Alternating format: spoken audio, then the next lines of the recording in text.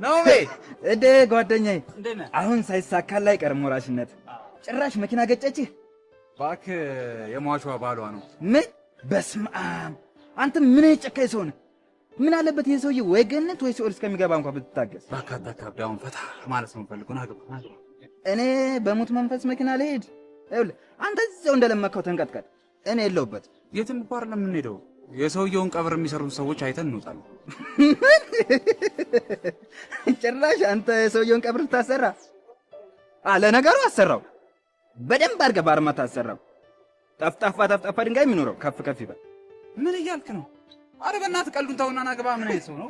አይ ያው ከተነሳ ሰውየው ቅድሚያ አንተ ነው የሚገልብ። ይከውን አትገባም? ኧረ እዛው ቅምቀማ ቤት እንገናኝ።